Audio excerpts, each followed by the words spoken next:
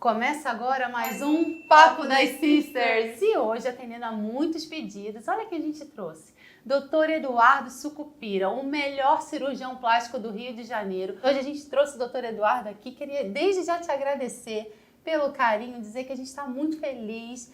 E você é muito bem-vindo, gente. Dr. Eduardo é um grande amigo da nossa família, cuida da nossa família, das nossas amigas. Né? É nosso médico, a gente super recomenda. E, Dr. Eduardo, muito obrigada, né? Seja muito bem-vindo ao Papo das Sisters.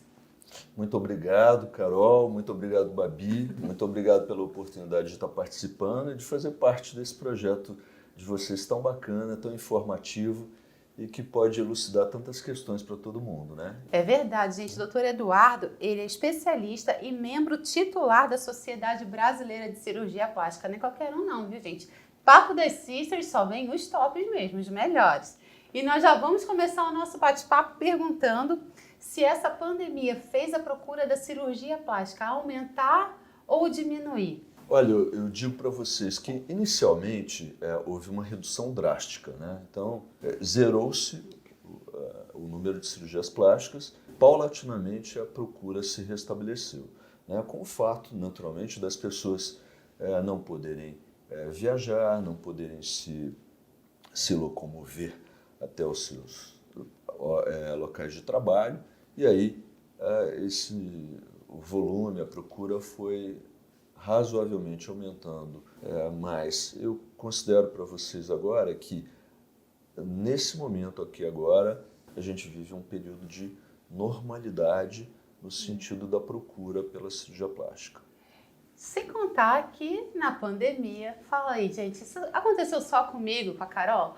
Todo mundo comeu um pouquinho mais, né? Todo mundo ficou em casa, todo mundo ganhou aqueles quilinhos a mais. E aí a cirurgia plástica, né, vem para colocar todo mundo em dia, vem para ajudar, vem para recalchutar a mulherada em especial, né, doutor Eduardo? É verdade, né? Além disso, além da questão da alimentação, né, que todo mundo mais tempo em casa naturalmente tende a comer mais, né?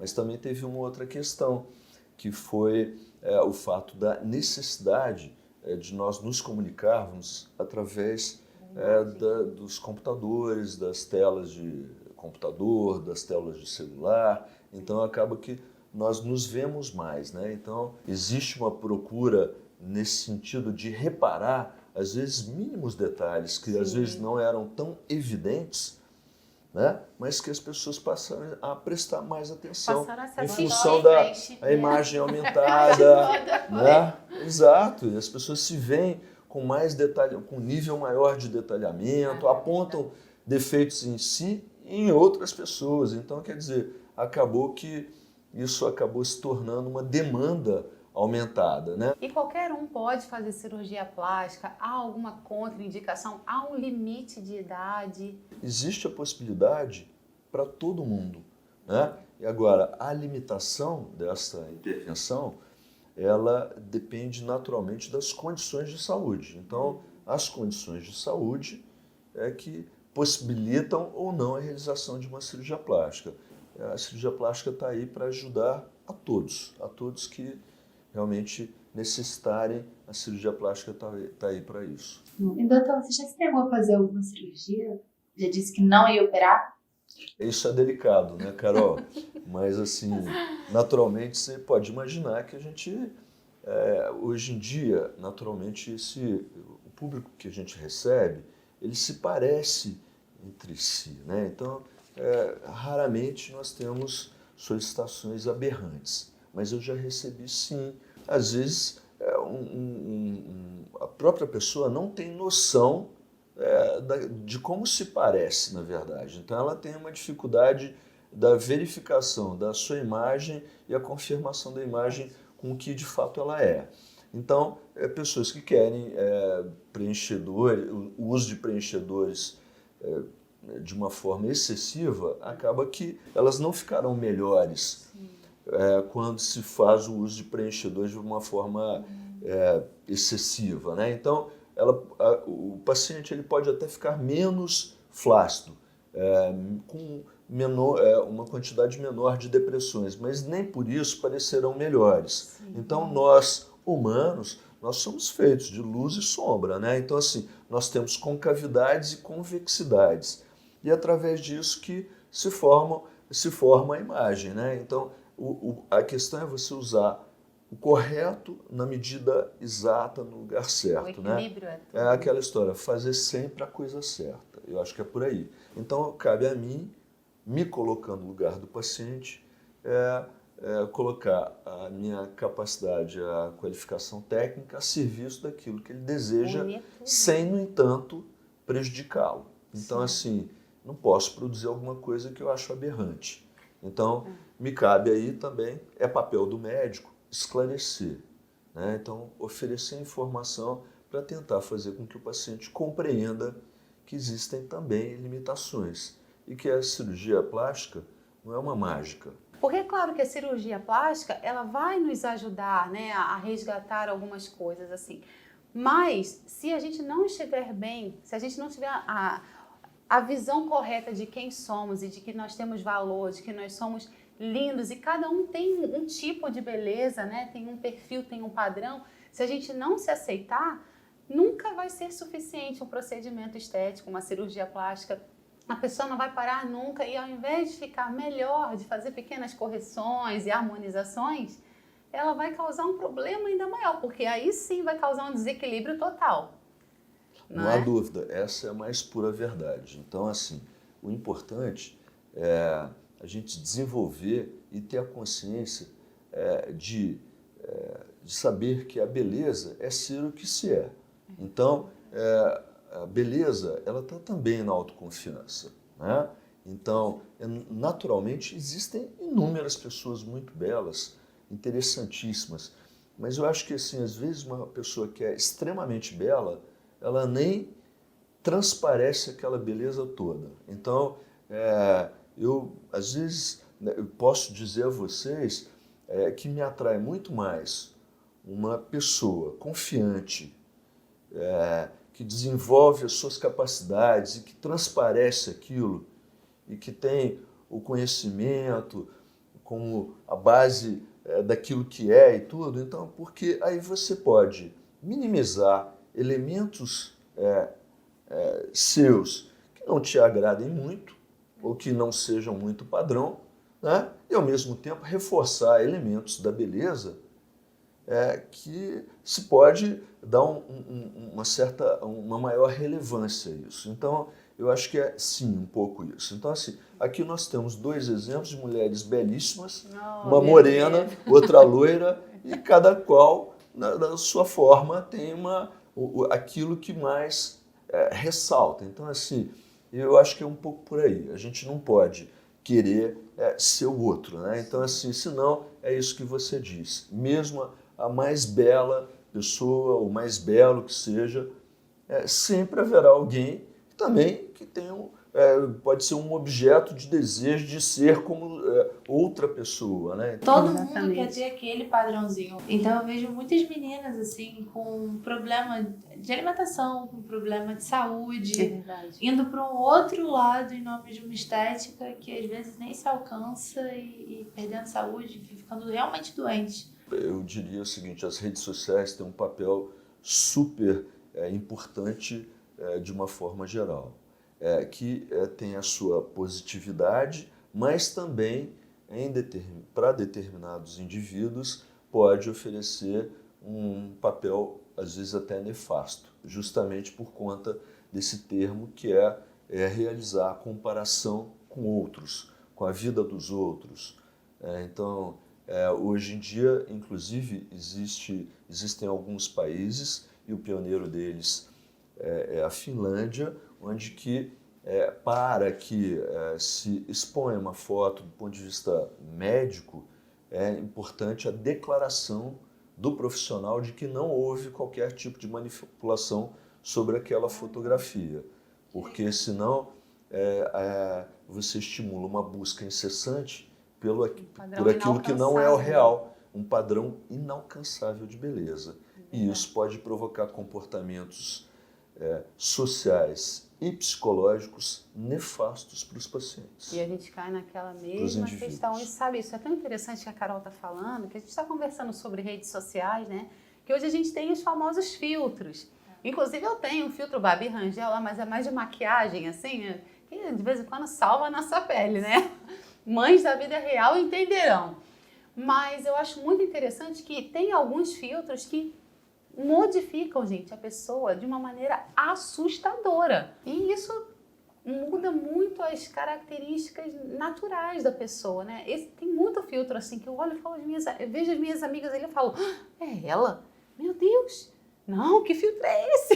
Eu não sou um grande conhecedor dos filtros, talvez vocês possam falar isso melhor do que eu. No entanto, tudo que é exagerado, ele sai do limite do bom senso, né? Então, os tratamentos faciais são absolutamente incríveis, né? Então, nós trabalhamos tanto com os procedimentos minimamente invasivos, quanto aqueles cirúrgicos, que em si é cirurgia facial, envolvendo rinoplastia, otoplastia, cirurgia das pálpebras, cirurgia do próprio rosto, do pescoço, e os tratamentos minimamente invasivos, especialmente esses à base de preenchedores faciais, geralmente à base de ácido hialurônico, os bioestimuladores, que também são muito úteis, à base de ácido polilático ou hidroxiapatita de cálcio, e ainda os fios esses de sustentação. Então, e além, obviamente, da toxina botulínica, em especial o Botox, né? Então, esses tratamentos são muito úteis. Agora, tudo que se faz de uma forma indiscriminada, não detalhada, não técnica, acaba saindo do limite do bom senso. E quando se sai do limite do bom senso, aí a gente cai nos exageros. Os exageros, nem precisamos de falar, são exageros. Sejam eles para o rosto ou até para o corpo, né? Então, bochechas infladas, com cavidades excessivamente marcadas, elementos de projeção óssea artificialmente inflados, podem desfigurar pessoas, como a gente tem inúmeros, inúmeros exemplos por aí, que não nos cabe aqui apontar, né, mas são aberrantes e devem ser evitados. Eu andei vendo, né, que tem uma tendência agora de algumas mulheres removerem a prótese de silicone para voltar ao natural ou diminuírem o tamanho da prótese. Realmente essa procura ela é generalizada. Existem aqueles pacientes que já têm prótese há algum tempo e já estão no limite da troca do seu implante. Muitos, quando voltam nos questionando da possibilidade de não mais usarem as próteses ou implantes mamários, né? Então, assim, isso sim é uma realidade hoje, e porque agora, mais recentemente, algumas texturas de implante pareceram associadas a um câncer raro, né? Então, assim, e talvez parte da população, às vezes não tão bem informada, atribua essa possibilidade de uma forma, vamos dizer assim, indiscriminada a qualquer tipo de implante. Então, me parece que tem sido um pouco um dos motivos que também motiva essa procura por essa cirurgia dessa forma, a cirurgia sem implante ou a explantação. Doutor, qual a idade ideal para fazer ginecomastia? Existe? A partir dos 10 anos de idade, né, com o desenvolvimento puberal, essas manifestações elas são mais frequentes. Grande parte das ginecomastias elas desaparecem em 6 meses a 1 ano, às vezes. Então é necessário fazer um acompanhamento psicológico e técnico com esse adolescente, porque daí advém vários problemas de saúde, inclusive relacionados a bullying, né? Então, mas a grande maioria desses pacientes não necessitarão de cirurgia, né? Quando ela permanecer, aí essa cirurgia tem que ser executada. Mas existem algumas variáveis técnicas. Por exemplo, se é uma pseudoginecomastia, ou se é uma falsa, ou se é uma ginecomastia verdadeira, o tamanho dessa glândula, enfim, alguns elementos técnicos que podem determinar a realização dessa cirurgia naquele momento ou não. E agora falando sobre formato do rosto, né? É verdade que o formato do rosto determina um processo de envelhecimento?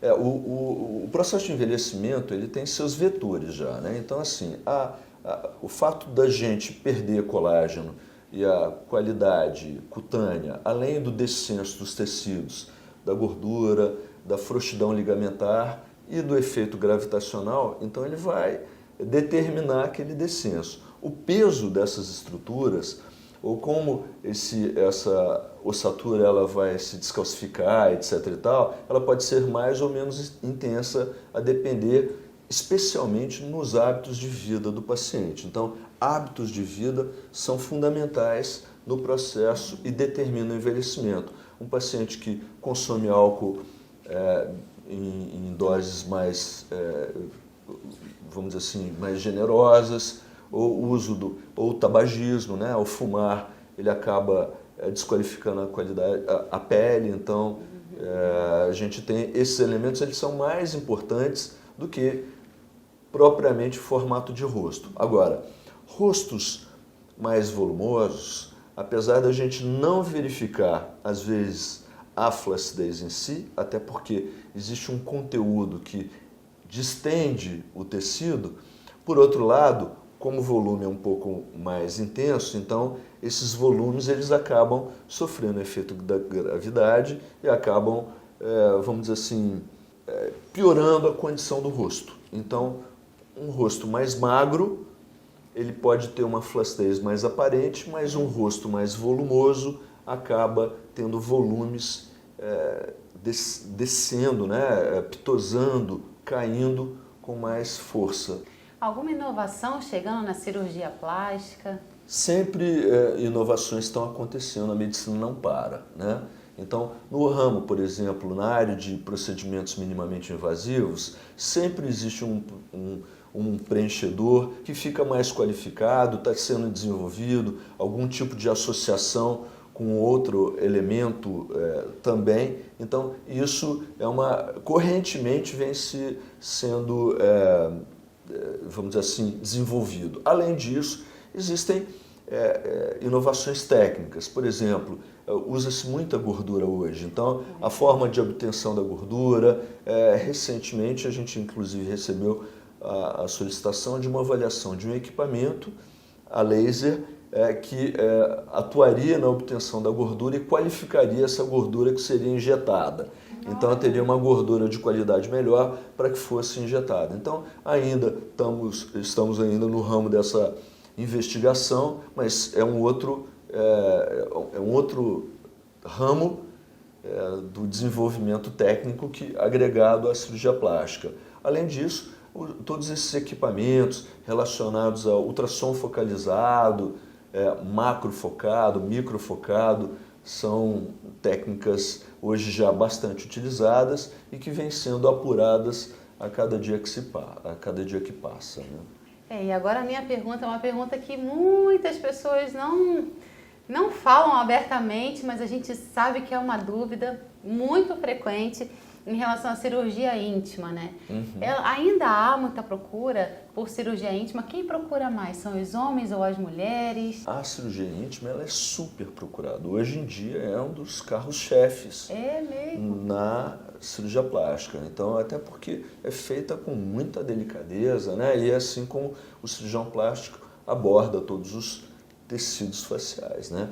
Então, a cirurgia íntima vem sendo cada vez mais procurada, apesar da brasileira se expor bastante, né? Frequenta esses ambientes solares, né? A gente, na verdade, já tem um comportamento voltado para o nosso tipo de clima, né? Que é um clima que favorece a exposição corporal. Mas a cirurgia íntima, ela há pouco tempo que passou a exercer essa posição no sentido de uma procura aumentada com a desinibição, eu creio. Então, assim, aí a mulher ela passou a procurar com mais contundência esse serviço, mas ainda há uma certa timidez ao revelar esse incômodo. Então, assim, geralmente a gente recebe uma outra queixa e aí no desdobramento de uma consulta e tudo, é que se fala na possibilidade da cirurgia íntima. Mas hoje em dia ela é muito procurada. Mais por mulheres ou mais por homens? Por mulheres. Por mulheres. Sem dúvida. Se não fosse médico, o que você seria?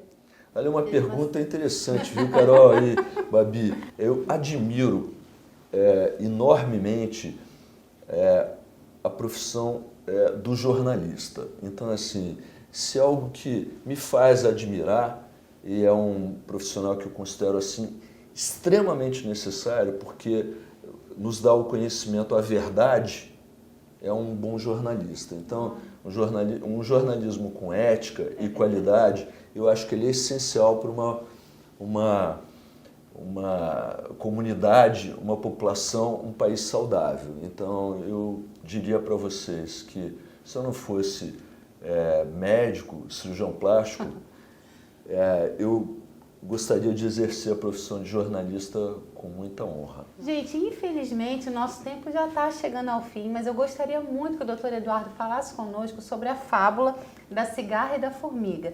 Ele tem um post, gente, aliás, eu quero deixar aí para vocês uma dica, acompanhem o Dr. Eduardo nas redes sociais, ele tem posts interessantíssimos e esse é um deles. Eu fiquei assim maravilhada, queria que você explicasse um pouquinho melhor para a gente sobre essa fábula associada à questão da cirurgia plástica, né? Um cuidado que eu tenho é que eu me comunico eu mesmo, então eu escrevo os posts sempre são escritos por mim. Então, assim, é a minha parte de jornalista que eu estou deixando aí aparecer, né? Então, quando eu escrevi sobre isso, a fábula, né, da cigarra e da formiga, e eu não acho que não é nem voltada para o verão e inverno, mas a grande verdade é que, assim, a gente é o que a gente come, o que a gente faz, o que a gente consome, o que a gente pensa, o que a gente lê.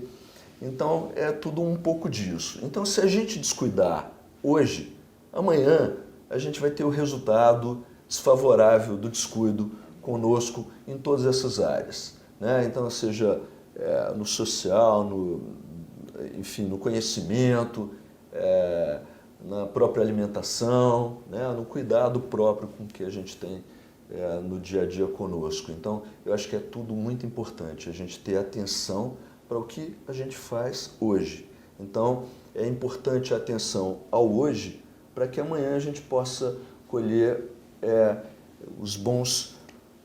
a boa colheita que a gente plantou agora, né? Então, tudo que é bem cuidado, amanhã vai aparecer de uma forma agradável com que a gente se satisfaça. É um pouco por aí. Verdade, gente. Olha que dica maravilhosa para vocês refletirem. É claro, a gente falou sobre cirurgia plástica, mas a nossa entrevista do Papo das Sisters sempre vai muito além, né, de um tema, de um assunto. A gente fala de vida, a gente mostra a vida real, a gente traz reflexões para vocês. E eu não poderia deixar de encerrar falando sobre, mais uma vez, né, sobre a importância da gente se amar, da gente se cuidar, da gente sempre procurar mecanismos para buscar a nossa melhor versão a cada dia, mas sempre lembrando que a verdadeira beleza vem de dentro para fora. Quando a gente está bem com a gente mesmo, quando a gente está com a nossa autoestima curada, quando a gente está com as nossas emoções curadas, a gente consegue fazer só pequenos ajustes no exterior e, como o Dr. Eduardo disse, a gente consegue brilhar, chamar muito mais atenção, né? Ser muito mais linda de verdade e lindos também de verdade, né? Quando a gente tem essa união do que vem de dentro e do que está por fora. Pense nisso, não adianta você estar linda por fora com seu interior ferido, detonado, né? Então, muita atenção, se ame em primeiro lugar. Fica a dica para vocês. Eu sei que tem muitas mamães perguntando assim, ó, será que ela não vai perguntar nada sobre flacidez depois da gravidez? Se o silicone atrapalha ou não a amamentação? Ei, mamães, eu quero dizer que o Papo das Sisters vai deixar uma cerejinha do bolo pro Papo de Mãe. Fiquem ligados que a gente vai gravar um bônus aí para vocês, viu? Até a próxima com mais um Papo das Sisters.